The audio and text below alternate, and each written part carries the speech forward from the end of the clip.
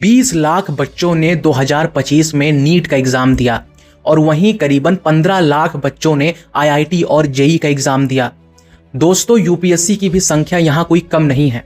हर साल लाखों की संख्या में कैंडिडेट्स यूपीएससी और इन जैसे एग्जाम्स को पार्टिसिपेट करते हैं। लेकिन यहाँ प्रॉब्लम संख्या नहीं है दोस्तों, प्रॉब्लम तो कुछ और ही है जिसको हम सभी नज़रअंदाज कर रहे हैं।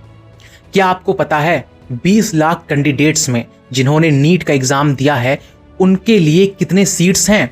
सिर्फ 1,18,000 मेडिकल कॉलेजेस एमबीबीएस के लिए।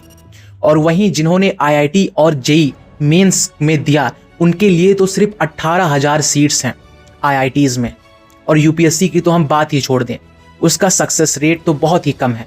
चलो मान लेता हूं कि ये भी बहुत बड़ी प्रॉब्लम नहीं है, आपके लिए ये करना आसान है, आप एक एक्स्ट्राऑर्डिनरी पर्सन हैं। लेकिन फिर भी दोस्तों, आप एक ट्रैप में ही फंसे रहेंगे, एक रैट रेस में ही रहेंगे। और मैं ऐसा क्यों बोल रहा हूँ? इवन मेरे इस वीडियो को बनाने का पर्पस क्या है? मैं ये वीडियो इसलिए बना रहा हूँ कि आपको एक बात समझ में आ सके, और वो बात आपकी ज़िंदगी बदलने की क्षमता भी रखती है। जरा आप इस वीडियो को एक बार देखिए। ये हालत होता जा रहा है हमारे देश के यूथ का। इस तरीके से हमारे देश के बच्चों को इन सब चीज़ों में ढकेला जा रहा है, फोर्सफुली। इस तरीके से उन्हें ज़बरदस्ती आईआईटी, जेई, नीट, यूपीएससी की तैयारी कराने के लिए फोर्स किया जा रहा है उनके सोसाइटी, उनके पेरेंट्स, उसके स्कूलों के द्वारा, जो आज के टाइम पर उन्हें रोबोट बना दे रही है। आज के टाइम पर उनके लॉजिक को ही ख़त्म कर दे रही है, उनके सोशल लाइफ को, उनके पर्सनैलिटी को, उनके ओवरऑल हेल्थ को फक्ड अप कर दे रही है। अगर आप इन्हीं जैसे किसी कॉम्पिटिटिव एग्ज़ाम की तैयारी कर रहे हैं या करने की सोच रहे हैं, तो मेरा आपसे एक सवाल है दोस्तों, ये ड्रीम, ये सपना आपको किसने दिखाया कि बेटा तुम डॉक्टर बन जाना, बहुत पैसे कमाओगे, बहुत नाम होगा, या तुम आईएएस ऑफिसर बन जाना, यूपीएससी क्लियर कर देना, बहुत नाम होगा, बहुत पैसे मिलेंगे?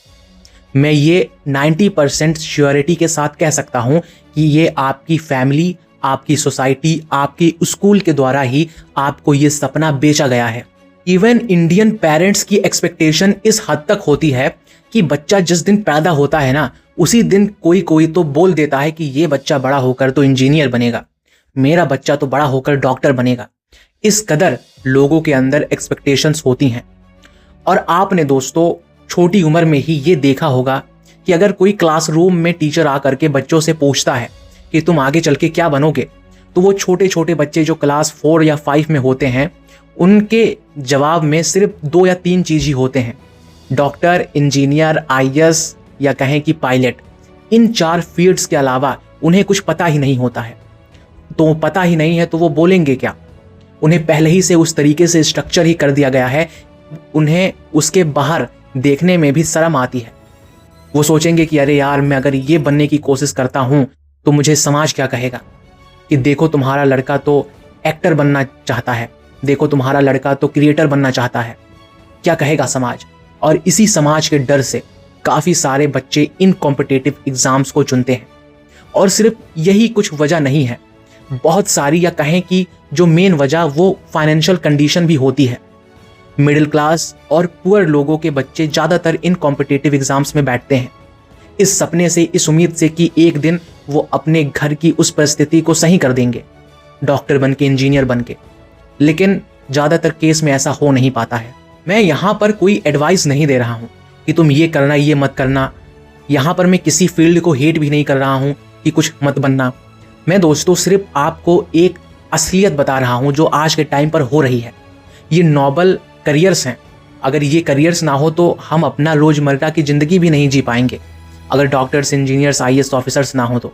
लेकिन जो हमारे देश में प्रोपोगेंडा इसके खिलाफ मच रहा है, जो मैनिपुलेशन इसके खिलाफ किया जा रहा है, वो बहुत डेंजरस है।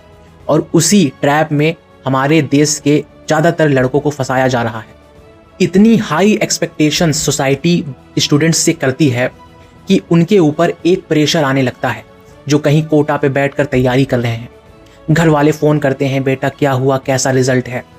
और अगर उनका मन वहाँ नहीं लगता है तो पढ़ाई भी नहीं हो पाती है।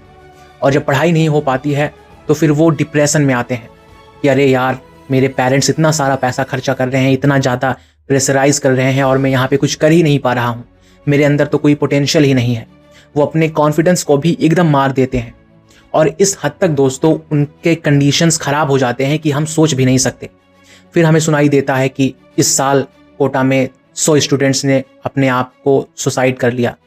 फिर हम सुनते हैं कि प्रेशर की वजह से अपने घर वालों को ही बच्चे मार देते हैं। अभी हाल ही में एक लखनऊ की न्यूज़ थी जहां पर एक बच्चे ने अपने पिता का ही मर्डर कर दिया था क्योंकि उसका पिता उसे नीट को क्लियर करने के लिए बहुत ज़्यादा प्रेशर कर रहा था। तो ये होता जा रहा है और ये अंजाम दिखता जा रहा है हमारे देश के स्टूडेंट्स में और हमारे देश के सोसाइटी में। आशा करता हूं दोस्तों ये वीडियो, ये पॉडकास्ट आपको समझ में आया होगा। मिलते हैं नेक्स्ट एपिसोड में।